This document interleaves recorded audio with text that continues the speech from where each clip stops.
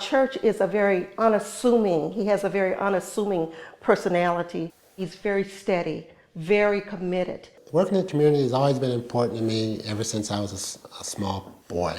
I mean, I worked in my dad's church and my dad's choir. Anytime there was a youth volunteer needed, my parents volunteered me. So it became just part of way of life for me. And just sharing things. I mean, I'm a Christian. I believe God wants me to help, and I think wants all of us to help each other out. It's a lot easier to say yes, a lot easier to help than not to help. Church has a style of leadership that's very quiet and calming. He might listen to a conversation and a meeting unfold for quite a while before he weighs in with his opinion. But by the time you hear from him, he's really thought about all the different viewpoints. And so to me, that just draws all the more attention to what he's trying to say. I think the Berkshire Leadership Program for Church was a real turning point in his career and in his volunteerism. Before that, he had really focused on work and life and particularly youth in the community and volunteering as a referee, basketball ref. He seemed to take that experience of the Berkshire Leadership Program and use it to kind of move his volunteerism and his activism to a whole new level. The Berkshire Leadership Program is a program that was sponsored by the Chamber, and it was to try to get, at the time, people who weren't very involved in the community, involved in the community. It exposed us to, like I said, nonprofits, cultural venues, and it gave me a lot of confidence in knowing that I could meet and deal with people that I totally had never met before. I first met Church through the Berkshire Leadership Program, but I came to know him over the next 12 or 13 years, and what I learned about him was that he not only was dedicated to his community and to his work, but also to his family in a very, very deep way. And anytime I talked to him, he would share things about his family. He was very proud of his children and now his grandchildren. He adores his wife. They have a very sweet, loving relationship. And I remember in some of my first interactions hearing about his wife, gosh, I wish someone would talk about me that way someday. His love of community is very much visible in his desire to raise a healthy and happy family and to be a good provider. Education has been important to me because I know it's a way to succeed in life. The more education I believe a person has, the more choices they have. Anytime a community is struggling with its budget, education is always one of those first things that might get put on the chopping block. And what I observed was that in his role in the school committee, Church made absolutely sure that we all prioritized education appropriately, that we all kept that at the top of the list for things that needed to be funded and funded well. The reason I joined the school committee was that I felt at that time the administration wasn't expecting the most out of all children. They were classifying children, and the expectations for some children was less than other children. And you can't do that. I mean, kids have to be challenged, they have to be stretched. And if you tell a young person they can't, they'll take that to heart. If you tell a young person that they can, they'll take that to heart.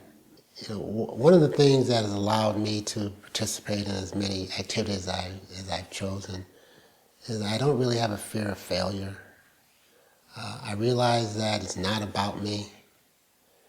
It's about the work that I'm doing, the people I'm trying to help. And I think because I've gotten past that, I've been willing to take probably more risk. Part of my constituents that I have, they feel more comfortable coming and talking to me about city issues than others.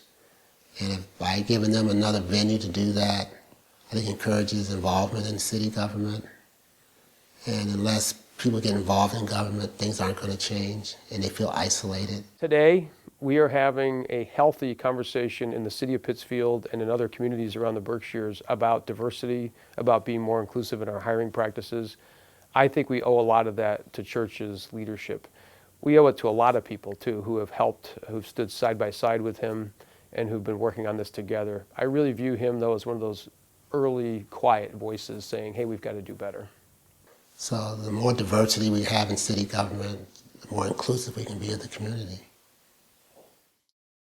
The Samuel Harrison House is significant because it is a tribute to Reverend Samuel Harrison, who was one of the first Black leaders in the county, who believed in equality, who believed in religion, and who believed in family. Well, Reverend Harrison was the first pastor of Second Congregational Church.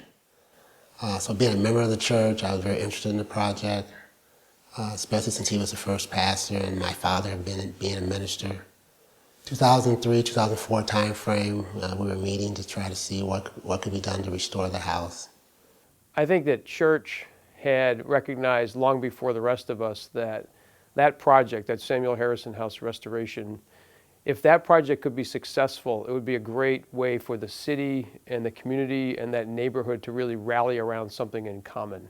And then that could drive a larger conversation about diversity and the history of that the city really has with regard to diversity and leadership issues. As a neighbor of the Harrison House, this has been a fantastic influence here. We've gotten to know our neighbors through this. We have great folks all around us here now that we actually know and keep an eye out for the house and have become part of what we're doing here. And as far as what we're doing here, a lot of it couldn't have been done without the help of the neighbors. The neighbors here just love this project. They can't wait to see it come to fruition. It's lifted the spirit of the neighborhood, and it's just done great things for the overall, goodness of the Morningside area. We want to bring as many students through this house as possible to tell Reverend Samuel Harrison's story, the story of fighting for equality and why the Civil War was fought in the very first place, the importance of religion and family in African American history. I think that if we can tell that story, I think that the significance of this house and the reason why we're doing the work that we've done will be important and valuable.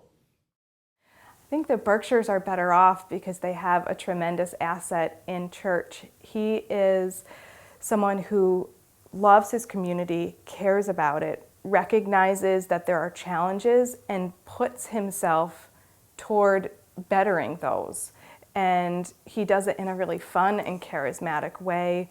Church Cotton is the consummate community-focused individual. Harrison House is a perfect example. His tenacity speaks to the kind of fellow that he is. And that kind of fellow is somebody I'm proud to call friend.